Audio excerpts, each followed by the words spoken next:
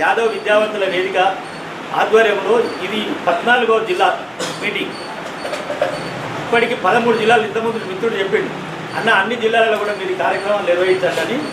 Already ఈ training camp హైదరాబాద్లో training camp పెట్టినాము. సిద్ధరామన్ వచ్చి మిగతా కొంతమంది మిత్రులు వచ్చారు. మీరు వచ్చారు, హరిబాబు గారు వచ్చారు, పృథ్వీ గారు, వీళ్ళందరూ వచ్చారు.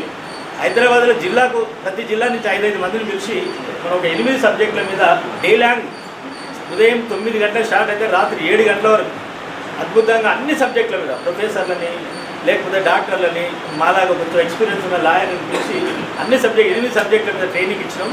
ఆ ట్రైనింగ్ తర్వాత ఇప్పుడు అన్ని జిల్లాలలో సేమ్ ట్రైనింగ్ క్యాంప్ పెడుతున్నాం. మీ దగ్గర ట్రైనింగ్ క్యాంప్ సిస్టమ్గా కొంచెం మీకు కొత్త జిల్లా, నాకు కూడా కొత్త జిల్లా, మీకు తక్కువ అన్నదప్ప మీద తక్కువ పరిచయం ఉన్నందుకు దాని సిస్టమ్ చేయలేకపోయినా అన్ని జిల్లాలలో కూడా మేము సేమ్ క్లాసెస్ యాదవుల సంస్కృతి సాంప్రదాయాల మీద ఒకరు, ఎడ్యుకేషన్ విద్య దాని ప్రాముఖ్యత ఏమిటి, చట్టాలు భూభారతి గురించి ఒకరు, మహిళా చట్టాలు, అదే ఈడబ్ల్యూఎస్ రిజర్వేషను, రాజ్యాంగము, సమకాలీన రాజకీయాలు, ఇట్లా 8 సబ్జెక్టుల మీద ప్రతి జిల్లాలో ట్రైనింగ్ క్లాంప్ 8 మందితో చదివిపించి వాళ్ళని తీసుకొచ్చి క్లాస్ ఇక్కడ అదే ఇంతకుముందు మాట్లాడిస్తుంది తమ్ముడు మాట్లాడితే ఇట్లా కాదు మన సిస్టమ్, తప్పని అట్లా కాదు, సబ్జెక్టు వైపు పోదాం చెప్తే మరి ఇక్కడ సాధ్యం కాలేదు కాదు.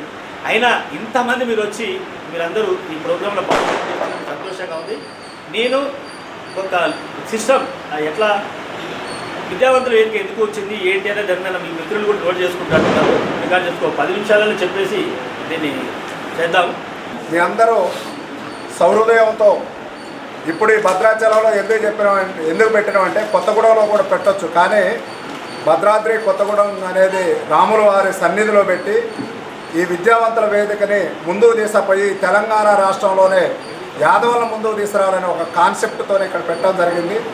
దానికి ముఖ్యంగా తెర వెనక ఉండి నడిపిస్తున్నటువంటి సోదరుడు యంగ్స్టారు పృథ్వీ, వారి వెనక ఉన్నటువంటి రామకృష్ణ సాంబ, వీళ్ళకి ప్రధానంగా నేను కృతజ్ఞతలు చెప్తున్నాను.